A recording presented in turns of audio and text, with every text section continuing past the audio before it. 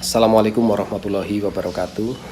Pak Rektor, Wakil Rektor, pimpinan fakultas, para dosen dan mahasiswa yang saya hormati, izinkan saya menyampaikan penjelasan terkait dengan SK Rektor tentang pelaksanaan KKN di masa darurat COVID-19.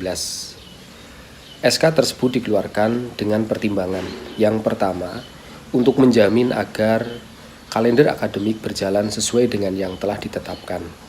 Yang kedua, memfasilitasi mahasiswa untuk dapat tampil dan memberikan sumbangsih di era darurat COVID-19. Dan yang ketiga adalah memberi ruang yang cukup kepada para dekan dan mahasiswa untuk memilih aktivitas yang kita rancang fleksibel yang sangat memungkinkan untuk dilaksanakan di masa darurat COVID-19. Aktivitas KKN dilakukan selama 1 bulan. Ada banyak aktivitas yang bisa kita kerjakan, tentunya sesuai dengan spesifikasi dan keahlian prodi atau fakultas. Saya contohkan atau di SK itu ada sekitar 8 aktivitas yang bisa dilakukan, mulai dari relawan di tingkat internasional, nasional maupun lokal. Pendampingan kepada kelompok terdampak COVID-19 pada berbagai aspek kehidupan. Menyiapkan masyarakat terdampak COVID-19 ketika nanti proses rehabilitasi berlangsung. Di sini saya akan contohkan, misalnya ketika Prodi Pendidikan Agama Islam atau Fakultas Agama Islam ingin mengambil skema KKN di masa ini, maka bisa melakukan pendampingan peribadatan. Tata cara beribadah di masa COVID-19 tentunya berbeda dengan tata cara ibadah di luar itu. Ini bisa menjadi salah satu proyek pendampingan dengan para pemuka agama di desa, di wilayah yang terdekat dengan lokasi tempat tinggal mahasiswa tersebut. Tanpa harus mahasiswa tersebut kontak langsung atau berhubungan dengan komunitas jika terjadi kekhawatiran proses penularan dan menyimpang dari upaya pencegahan COVID-19. Fakultas Psikologi bisa melakukan konseling, pendampingan psikologi bagi masyarakat, bagi tenaga kesehatan, bagi orang-orang ODP, bagi PDP, ataupun sekedar membuat fasilitas layanan online. Mahasiswa Fakultas Ekonomi Bisnis, ini peluangnya sangat besar karena kita tahu dampak dari darurat COVID-19 ini tentu akan jangka panjang dan berpengaruh pada berbagai sendi kehidupan, khususnya aspek perekonomian.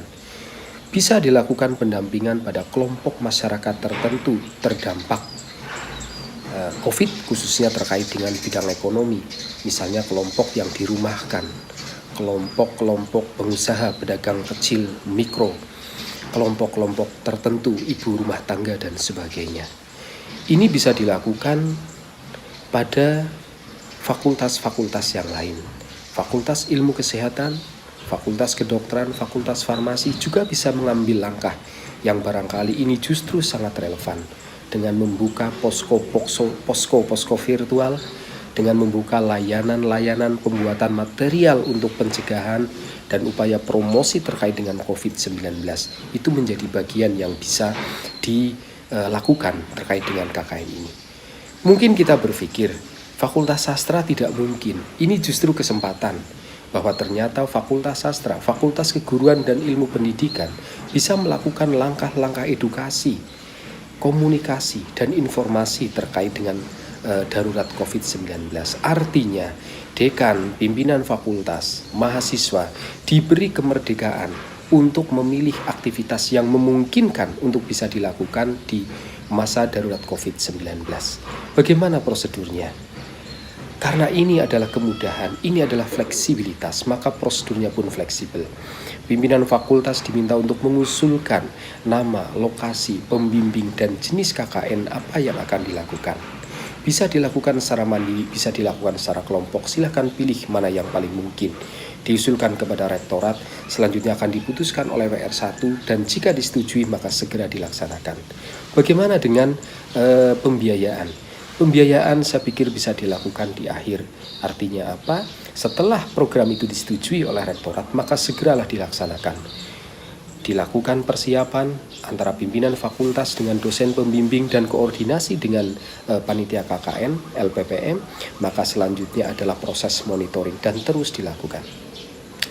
Kemudian siapa yang bisa mengambil ini?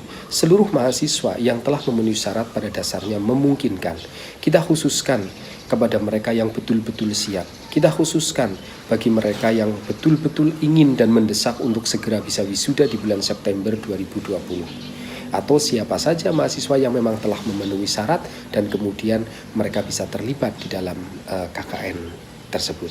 Prinsipnya KKN ini kita adakan adalah untuk memfasilitasi mahasiswa ketika mereka sedang berada di rumah, mereka ingin KKN, mereka ingin berpartisipasi dalam penanganan darurat COVID-19, maka kita fasilitasi melalui aktivitas KKN.